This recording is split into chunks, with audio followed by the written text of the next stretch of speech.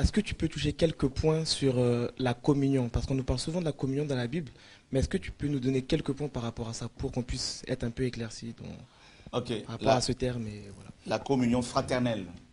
En général, la communion avec Dieu fraternelle.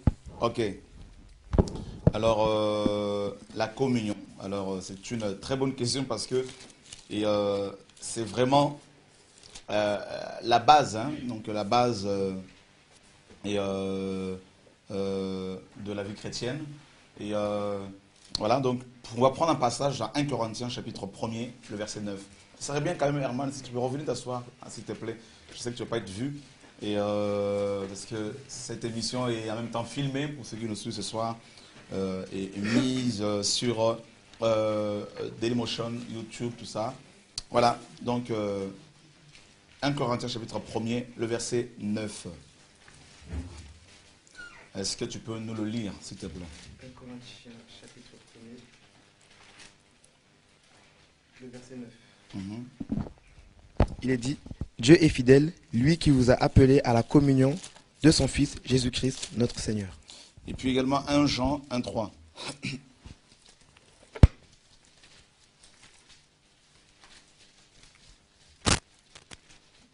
Gloire à Dieu. Donc 1 Jean 1,3. Il est dit, ce que nous avons vu et entendu, nous vous l'annonçons à vous aussi, afin que vous aussi vous soyez en communion avec nous. Or, notre communion est avec le Père et avec son Fils Jésus-Christ. Voilà. Ce que nous avons vu et entendu, nous vous l'avons annoncé à vous aussi, afin que vous aussi, vous soyez en communion avec nous. N'est-ce pas? Donc, or, notre communion est avec le Père et avec son Fils Jésus-Christ. Donc, dans 1 Corinthiens 1, 9, là-bas, Paul nous enseigne que Dieu nous a appelés à la communion de son Fils Jésus-Christ, qui est notre Seigneur. Donc, ça, c'est l'appel que nous recevons. Lorsqu'une personne reçoit l'appel du Seigneur, c'est pour qu'elle soit en communion avec lui. N'est-ce pas? Et puis, on sait que cette communion a été rompue à la chute d'Adam et Ève, parce que l'homme, à la base, était créé pour vivre en parfaite communion avec son Créateur.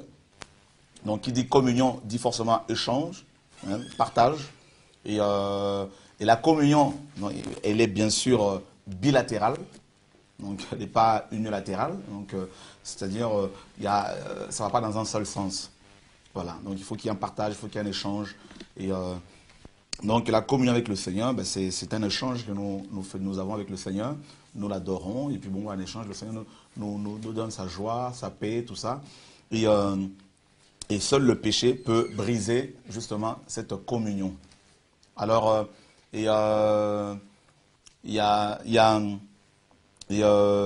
on sait également que à part la communion avec Dieu, il y a la communion également avec les frères et sœurs. Donc, ce qu'on appelle la communion fraternelle, n'est-ce pas?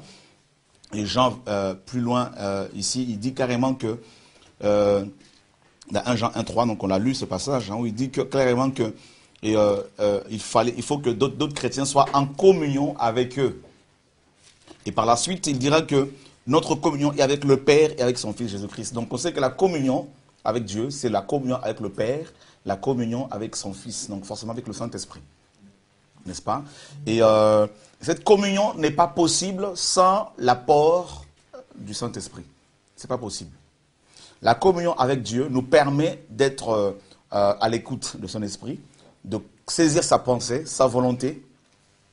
Et on peut accéder à cette communion par la repentance, à la nouvelle naissance. Donc, il y a ce que Paul dit dans Romains 11. Nous sommes greffés sur l'olivier franc. N'est-ce pas? Coupés de l'olivier sauvage, c'est le monde, et greffés carrément, hein, n'est-ce pas, sur l'olivier franc, qui est en fait Yehoshua. Et en fait, par le baptême de l'Esprit de Dieu, selon 1 Corinthiens 12, 13, Paul dit, nous sommes tous baptisés dans un seul esprit pour former un seul corps. Donc en fait, par le baptême du Saint-Esprit, lors de la nouvelle naissance, les chrétiens intègrent le corps du Christ. Donc ils sont en communion avec la tête qui est Christ. Donc la communion avec Dieu n'est possible que par le baptême du Saint-Esprit, donc à la nouvelle naissance. Et bien sûr, dans la vie de tous les jours, il faut que le chrétien cultive cette communion par la méditation quotidienne de la parole de Dieu, par la prière personnelle, d'abord, n'est-ce pas? Donc j'insiste, la communion avec Dieu, et on y entre par la nouvelle naissance. Mais tout au long de notre vie chrétienne, l'ennemi, bien sûr, cherchera à nous perturber par les épreuves au travail desquelles nous allons passer, par les tentations. Il va tout faire pour pouvoir nous détacher de la communion avec Dieu, parce qu'il sait que notre force vient de la communion. L'autorité sur la maladie, sur les démons, vient également de la communion que nous avons avec le Seigneur.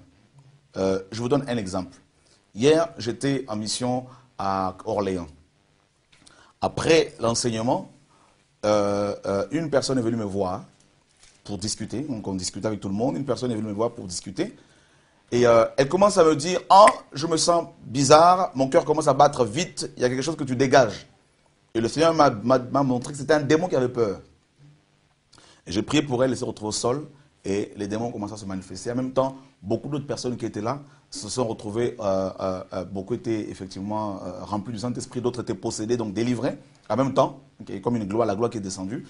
Et tu vois que s'il n'y avait pas la communion, si j'avais pas un tout petit peu de communion avec Dieu, ce démon n'allait pas avoir peur.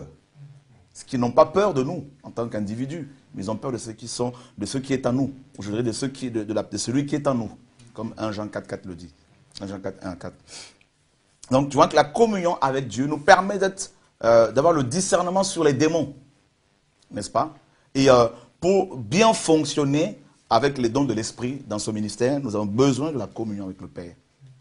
Donc le péché peut nous détacher de cette communion, briser cette relation avec le Père. Et Jean le dit ici que notre communion est avec le Père, avec son Fils, bien évidemment. Dieu veut être en communion avec son peuple, avec son Église. Et comme je disais, il faut la cultiver par la prière, la sanctification, n'est-ce pas? Et dans la vie de tous les jours, bien sûr. Et par la communion avec Dieu, nous avons des songes, des visions, tout ça. Maintenant, deuxièmement, il y a la communion avec les frères et sœurs, n'est-ce pas? Et c'est dans ce cadre-là, dans ce but-là, que le Seigneur a donné des dons de l'Esprit aux membres du corps de l'Église. Donc, la parole nous dit maintenant par rapport à la communion avec les frères et sœurs, et dans le livre de Pierre, chapitre 1er, si tu peux, Herman, s'il te plaît, nous lire 2 Pierre, chapitre 1er, du verset, à partir du verset 3 jusqu'au verset 7. Il est dit, « Sa divine puissance nous a donné tout ce qui contribue à la vie et à la piété, au moyen de la connaissance de celui qui nous a appelés par sa propre gloire et par sa vertu. Celle-ci nous assure de sa part les plus grandes et les plus précieuses promesses, afin que par elles vous deveniez participants de la nature divine en fuyant la corruption qui existe dans le monde par la convoitise. À cause de cela même, faites tous vos efforts pour joindre à votre foi la vertu, à la vertu la connaissance, à la connaissance la maîtrise de soi, à la maîtrise de soi la patience, à la patience la piété, à la piété l'amitié fraternelle, à l'amitié fraternelle l'amour. » Ok. Regarde verset 8. « Car si ces choses sont en vous, et y sont avec abondance, elles ne vous laisseront point oisives, ni stériles pour la connaissance de notre Seigneur Jésus-Christ. » Ok. Regarde ici, l'apôtre Pierre dit aux chrétiens de faire des efforts personnels pour joindre à la foi, premièrement, la vertu. C'est-à-dire la bonté morale, tout ce qui est sanctification, sainteté, tout ça là. Deuxièmement, il dit, et à la vertu, la connaissance. À la connaissance, la maîtrise de soi. À la maîtrise de soi, la patience. À la patience, la piété. À la piété, l'amitié. Donc l'amour. Ouais, donc l'amour fraternel. À l'amour fraternel, bien sûr, donc l'amitié fraternelle, pardon. Et à l'amitié fraternelle, l'amour. Donc on voit ici que pour vivre en communion avec les uns et les autres, il faut faire des efforts personnels aussi. Il y a la part de l'esprit, mais il y a aussi la part de l'homme qui est en communion avec Dieu. Pourquoi l'homme doit-il faire des efforts personnels pour être en communion avec ses frères et sœurs dans les assemblées locales? Pourquoi devons-nous faire des efforts pour vivre la communion fraternelle? Parce que justement, chacun de nous a un caractère. Chacun son caractère. Et ce n'est pas toujours facile de vivre avec les hommes. N'est-ce pas? Donc, celui qui ne fait pas d'efforts personnels ne pourra plus vivre avec les frères et sœurs parce qu'il va être un ermite. Il va vivre en marge, n'est-ce pas, des églises locales. Et souvent, là, ils ont tendance, quand c'est comme ça, à accuser. Ceux qui vivent en marge des églises locales, ils vont facilement accuser les autres, alors qu'ils vont dire non, il n'y a pas l'amour. Mais s'il n'y a pas l'amour, toi, tu dois le transmettre, tu dois le communiquer. Dieu est amour. Et il a quitté son ciel pour venir le communiquer aux hommes, pécheurs que nous sommes, que nous étions. Donc, pour vivre la communion fraternelle dans les assemblées locales, il faut que chaque chrétien fasse des efforts personnels. C'est-à-dire supporter, en fait, en gros. Et vous voyez, le verbe joindre ici en grec signifie littéralement approvisionner. Ça veut dire que notre foi doit être approvisionnée de 7 choses fondamentales. Donc la vertu, la maîtrise de soi, la piété, l'amitié fraternelle. Vous voyez, on parle de l'amitié fraternelle et de l'amour. Parce que s'il n'y a pas... Le Seigneur a dit, dans Matthieu 18, par rapport à la communion fraternelle toujours, il dit, là où 2 ou 3, si 2 d'entre vous s'accordent sur terre pour demander quelque chose, il leur sera accordé par mon Père qui est dans les cieux.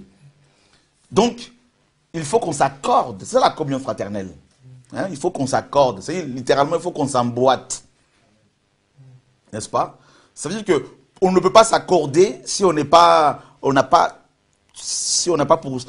tous un dénominateur commun, qui est Christ. Et plus loin, dans Matthieu 18, là-bas, il dira, car là où 2 ou 3 sont réunis en mon nom, je suis là. Donc la communion fraternelle a pour fondement Christ. Donc on ne peut pas s'assembler, on ne peut pas avoir une bonne communion avec des frères et sœurs si on n'a pas le même, je dirais, au singulier, objectif, qui est Christ. Chercher la gloire de Christ. N'est-ce pas?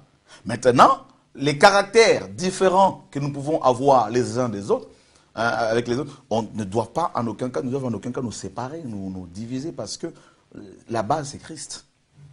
C'est ça en fait ce qu'il faut comprendre. Donc la communion avec Dieu, c'est la base. Mais pourvu, il n'y a pas que Dieu, il y a aussi les frères et sœurs, parce que Dieu, son corps, c'est l'Église. Vous voyez?